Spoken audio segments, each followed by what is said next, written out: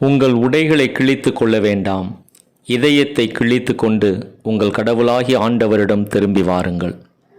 இறையேசுவில் மிகவும் பிரியமானவர்களே, யோவேல் இறை வாக்கினரின் இந்த வார்த்தைகளோடு ஒவ்வொரு வருடமும் நாம் தவக்காலத்தை ஆரம்பிக்கின்றோம்.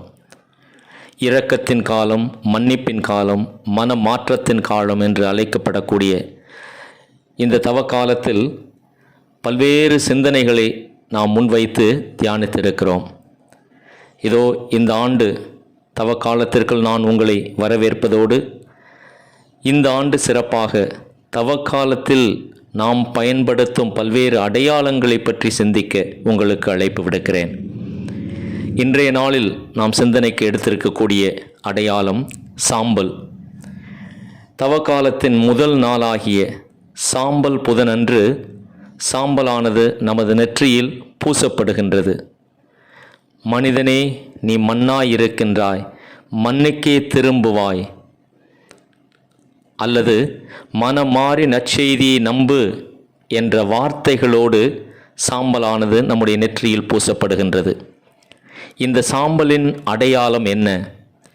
இந்த சாம்பல் அடையாளத்தின் பின்னணி என்ன? இது நமக்கு கொடுக்கக்கூடிய கருத்தும் சிந்தனையும் என்ன? அன்புக்குரியவர்களே, இதோ சாம்பல் 3 முக்கியமான சிந்தனைகளை நம் முன் வைக்கிறது.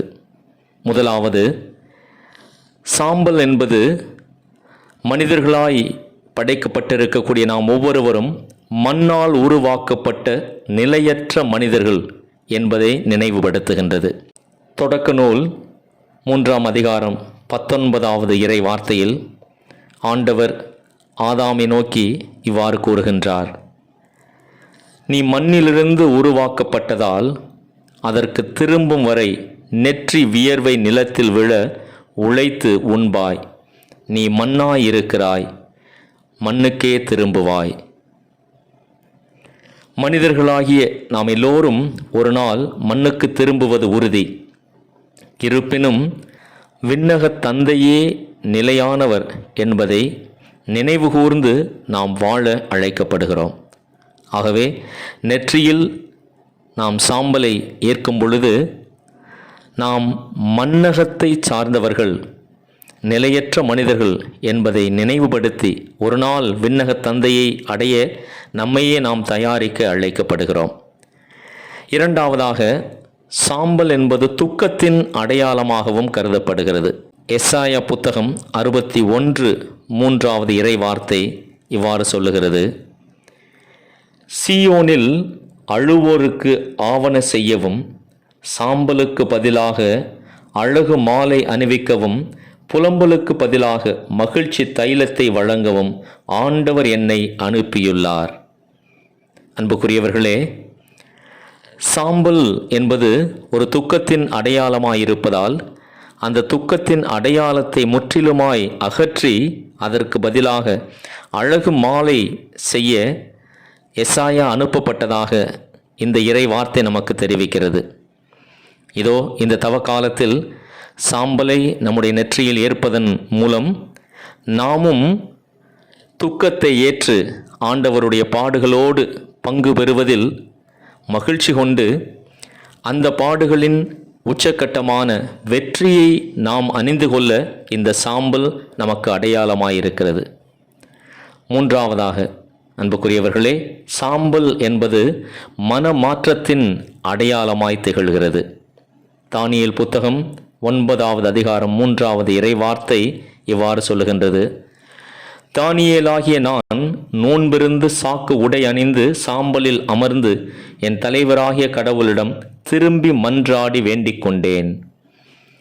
சாம்பலில் அமர்ந்து ஆண்டவரிடம் மன்றாடி வேண்டிக் கொண்டதாக அது கூறுகிறது.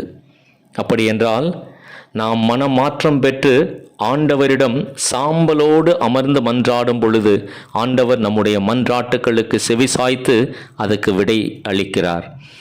ஆகவே இந்த தவக்காலத்தில் நாமும் சாம்பல் என்ற அடையாளத்தை நம்முடைய நெற்றியில் தாங்குவதன் மூலம் மனம் மாற்றத்தை பெற்றவர்களாய் ஆண்டவரிடம் சென்று மன்றாட நாம் அழைக்கப்படுகிறோம். ஆகவே இதோ சாம்பல் புதனன்று நம்முடைய நெற்றியில் சாம்பலை பெறுகின்ற நாம் அனைவரும் மண்ணால் உருவாக்கப்பட்ட நிலையற்ற மனிதர்கள் என்பதை நினைவில் கொள்வதோடு, துக்கத்தின் அடையாளமாகிய இந்த சாம்பலை தாங்கி ஆண்டவருடைய பாடுகளில் நாமும் பங்கு பெற்று அதை ஒரு நாள் வென்று ஆண்டவரைப் போல உயிர் தெழுவோம், மகிழ்ச்சியை பெறுவோம் என்ற நம்பிக்கையில் பயணிக்கவும், மனமாற்றம் பெற்றவர்களாக ஆண்டவரோடு இணைந்து அவரிடம் ஜெபித்து நம்முடைய தேவைகளை பெற்றுக்கொள்ளவும் தொடர்ந்து பயணிப்போம். இந்த தவக்காலம் அருளின் காலமாக நம் ஒவ்வொருவருக்கும் மாறட்டும். ஆமேன்.